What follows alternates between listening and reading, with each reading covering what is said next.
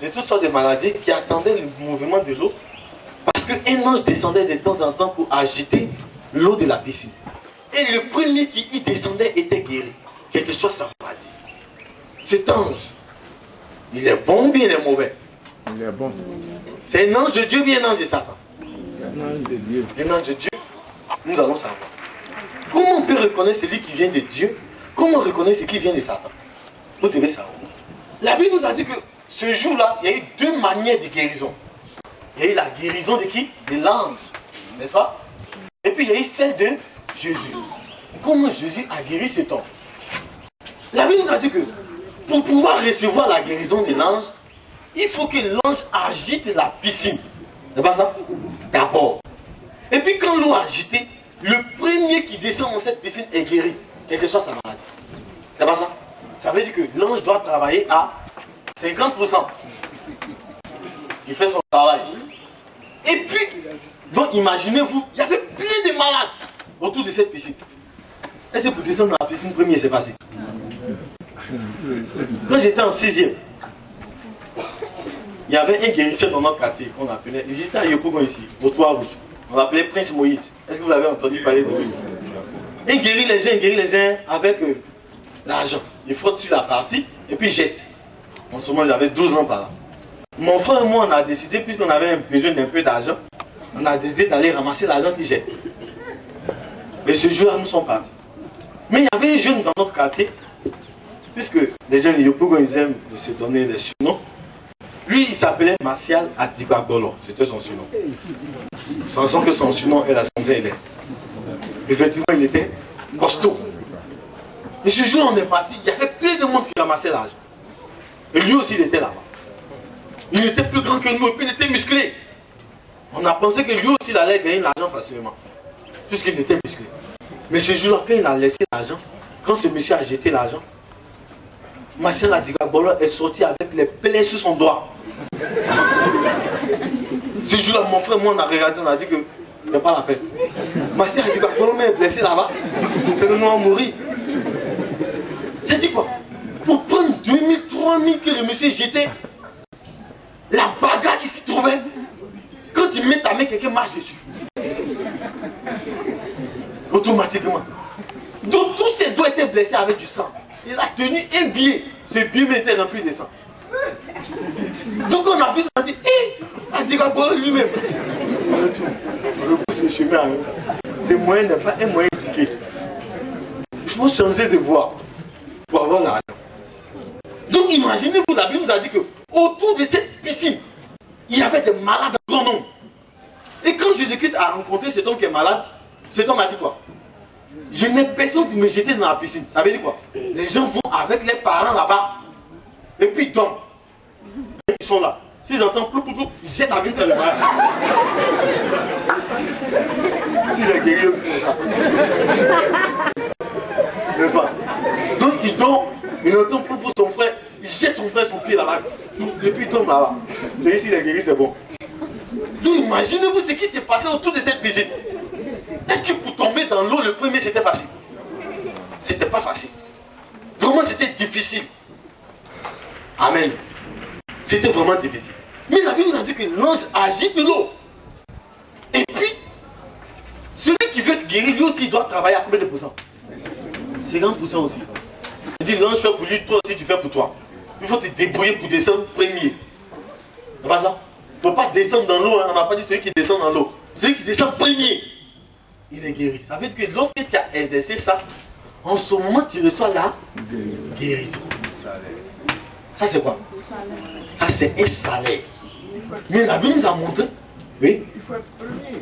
Oui, il faut être premier, comme il a dit. Mais la Bible nous a montré comment Jésus a guéri cet homme. Il était malade depuis 38 ans. Ça veut dire que ça, là, il ne peut pas. 38 ans de sa vie. Est-ce que vous connaissez 38 ans? Il y a des gens ici qui n'ont pas 38 ans. 38 ans! Il était au bord de cette piscine, il n'est jamais tombé premier dedans. Donc tous ceux qui l'ont soutenu pour le jeter dans l'eau sont fatigués, sont partis chez eux. Quand on te jette, tu n'es jamais premier.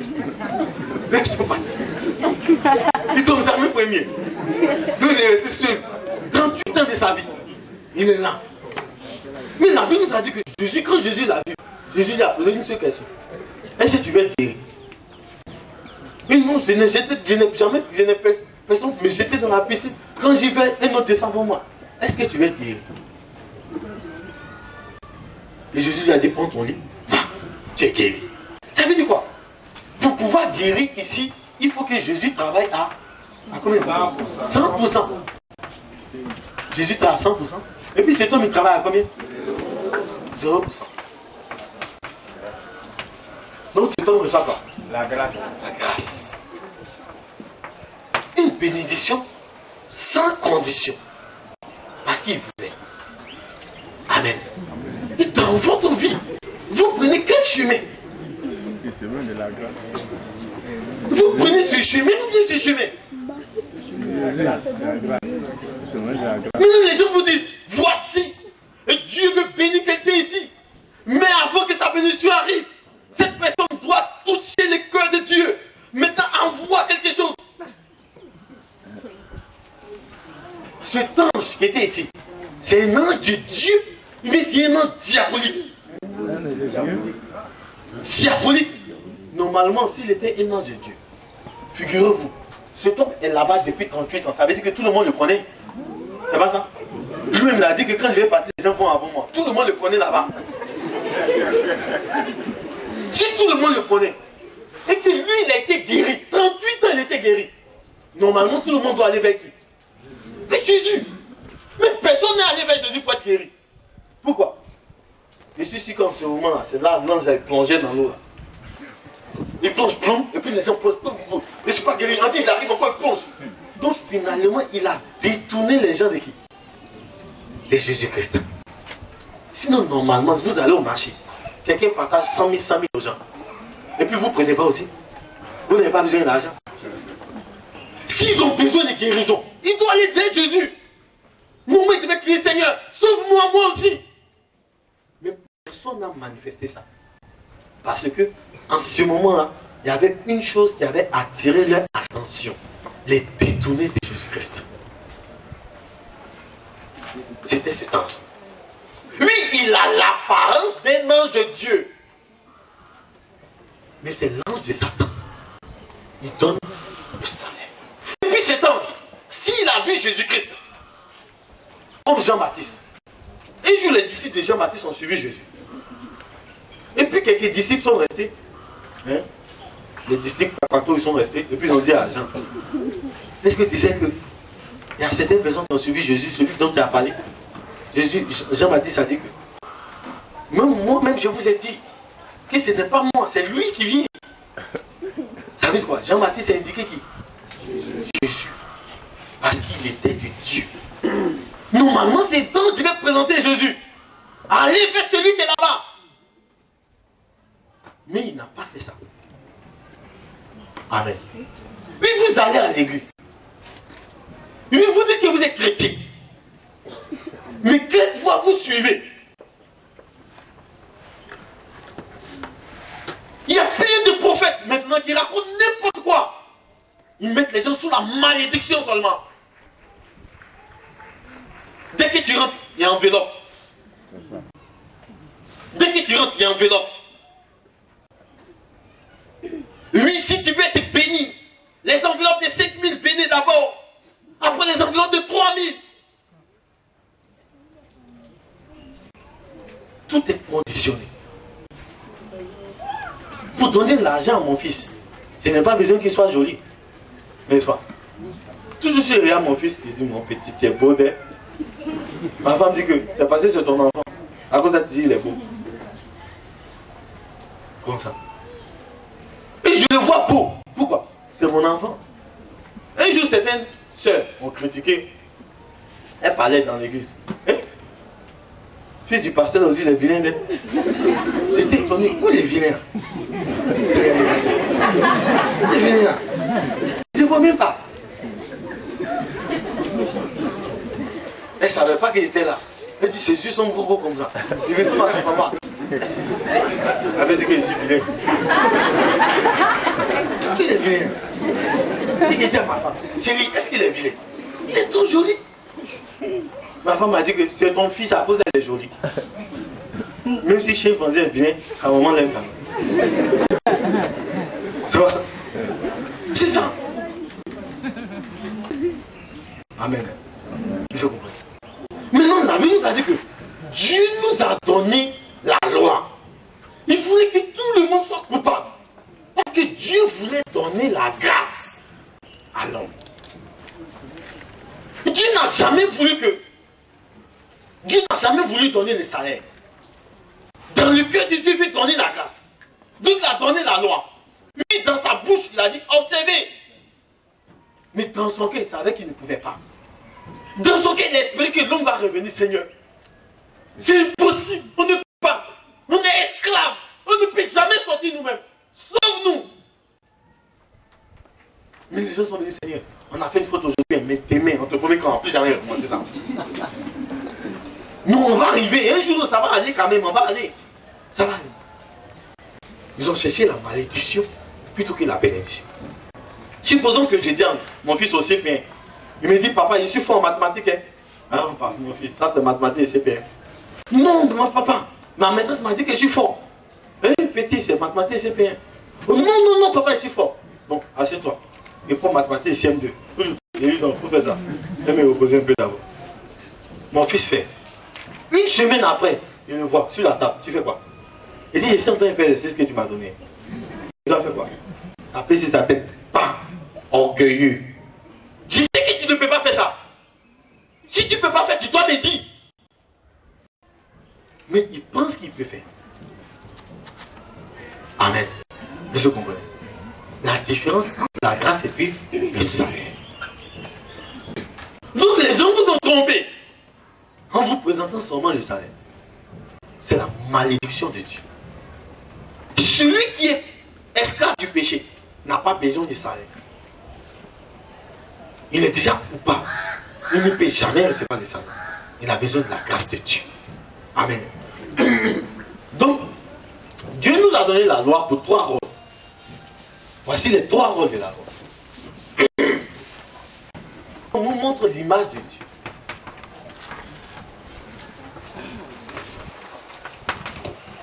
Dieu est saint, Dieu est pur, Dieu est parfait.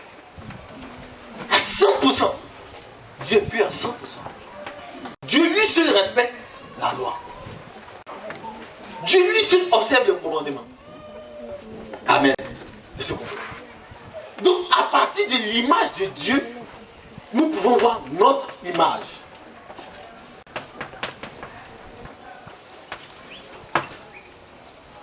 Quelle est cette image? Cette image est différente de celle de Dieu. Nous sommes pécheurs combien de pourcents? 100% pécheurs.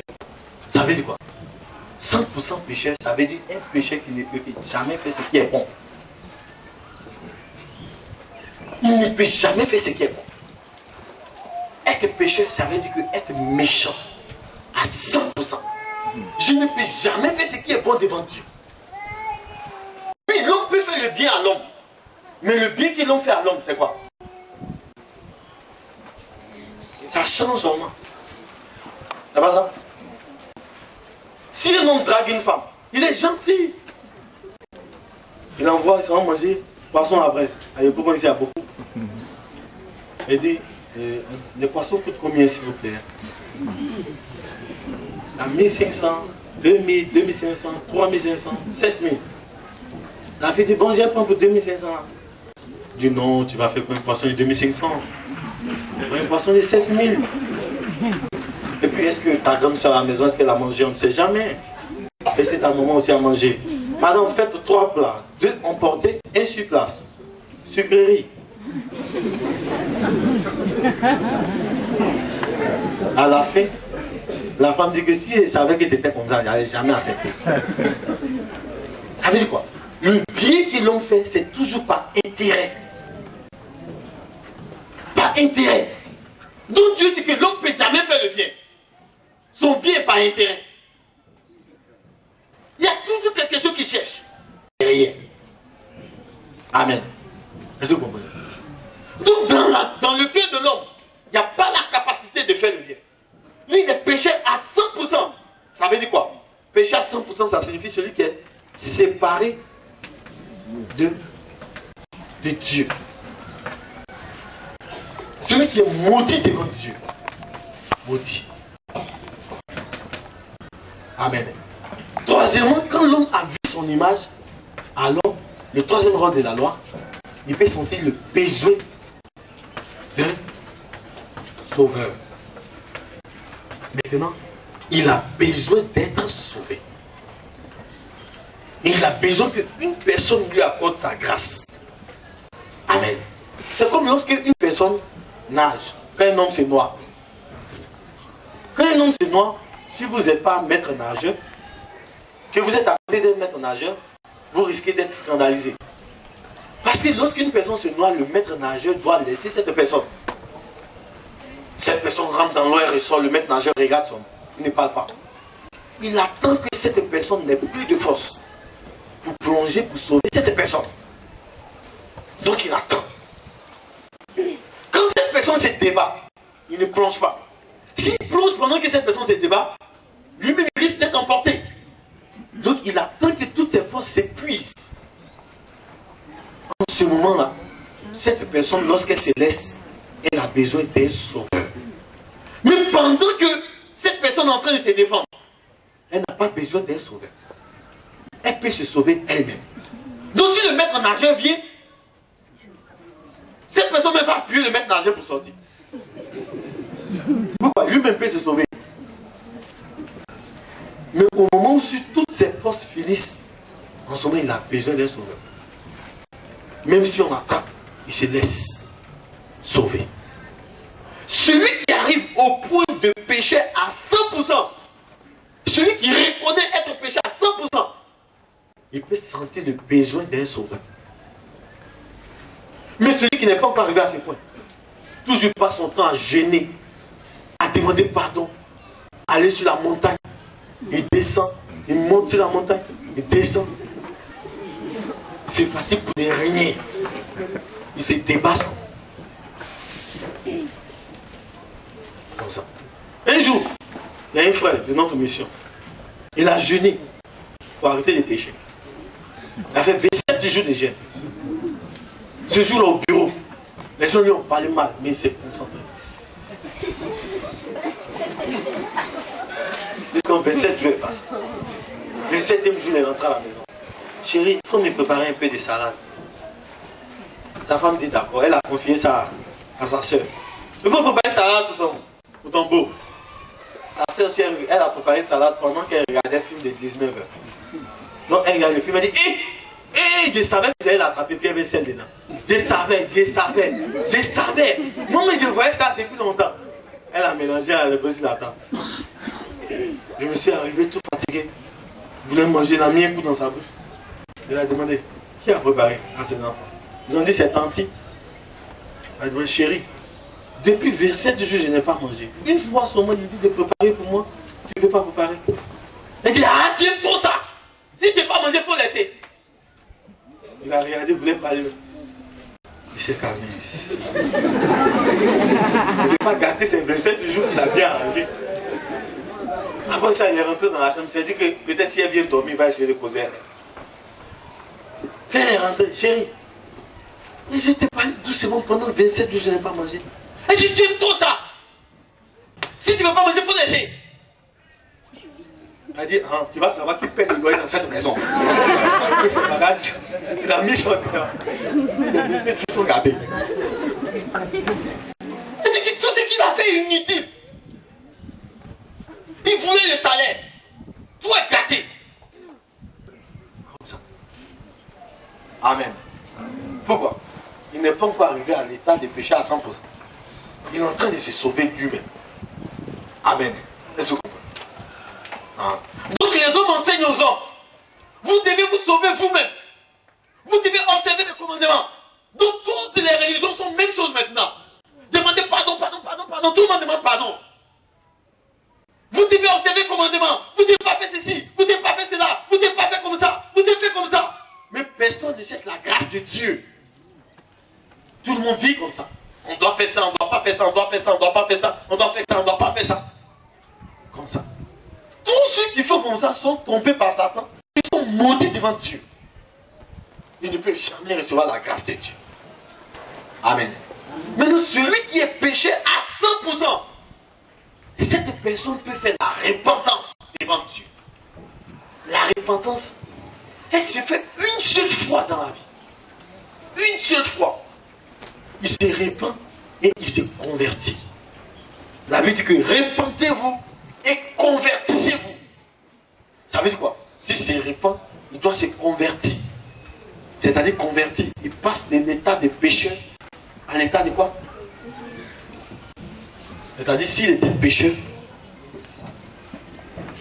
pécheur, à travers la conversion, il devient un homme juste. Pourquoi? Par le Sauveur qui fait cette conversion dans sa vie. Donc celui qui est pécheur doit se repentir une seule fois. Mais les gens se répandent tous les jours. Ça, ce n'est pas la repentance. Ce que les gens font tous les jours, c'est la récitation. Vous récitez seulement les fruits du péché. Ce n'est pas la repentance. Quand je vous ai demandé, celui qui pêche demande pardon, il pêche demande pardon, il pêche demande pardon. Il est poli, mais il est impoli. Vous avez dit impoli. Mais bizarrement, vous faites ce genre de repentance. Vous ne faites que réciter les fruits du péché. Cette repentance est caduque, elle est diabolique. Ce n'est pas la repentance de Dieu. Amen. Celui qui a fait la vraie repentance, le Sauveur vient dans sa vie, et cet homme passe à cette étape. Comme ça. Mais comment faut-il se repentir? L'on doit reconnaître qu'il est péché à 100%, séparé de Dieu, incapable de sauver son âme par lui-même. Il ne peut jamais sauver son âme. Il est péché depuis sa naissance. Et puis encore, il est esclave du péché. Amen. Oui, certaines personnes disent qu'ils sont pécheurs. Mais ils ne pensent pas qu'ils sont péchés à 100%. Ils sont péchés à 80%. Ou bien à 50%. Ils pensent qu'ils sont pécheurs, qu'ils peuvent faire le bien. Donc ils peuvent se passer devant Dieu en espérant faire le bien. Ça, ce n'est pas la repentance.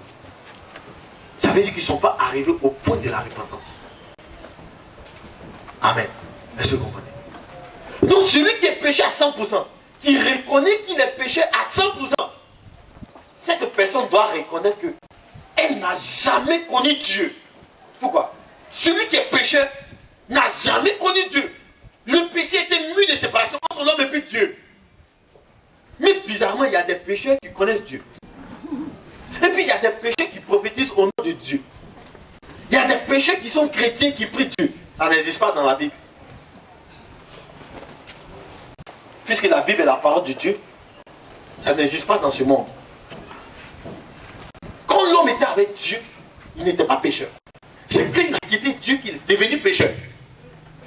Ça veut dire que le pécheur ne peut jamais être avec Dieu. Donc même si vous êtes pasteur, vous êtes chrétien, vous êtes femme de pasteur, puisque vous êtes pécheur, vous êtes séparé de Dieu. Dieu ne vous connaît pas. Ce n'est pas parce qu'un homme fait des miracles qu'il est chrétien. Je suis désolé si vous pensez comme ça. Satan aussi fait des miracles. Satan aussi fait des miracles. Comme ça. Même les féticheurs aussi font des miracles. Les marabouts le font. Les magiciens le font. Il y a quelle différence à faire? Amen. Alors celui qui reconnaît qu'il est pécheur, il doit confesser son état de pécheur. Il doit reconnaître son état de pécheur. Il ne confesse pas seulement les fruits du péché, mais des fruits du péché, il doit confesser son état de pécheur et son esclavage du péché. Comme l'apôtre Paul l'a fait.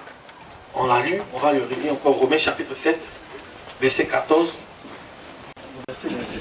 Au verset 24, pardon. Romains chapitre 7, à partir du verset 14. Ma chère, il dit quoi? Ce qui est bon, je le sais, ça n'habite pas moi. C'est-à-dire dans ma chair. Il reconnaît que dans sa chair, il n'y a pas ce qui est bon. Ça n'existe pas en lui. Est-ce que vous pensez comme ça? Que dans votre cœur, dans votre chair, il n'y a pas de bonté? Même si vous payez votre dîme,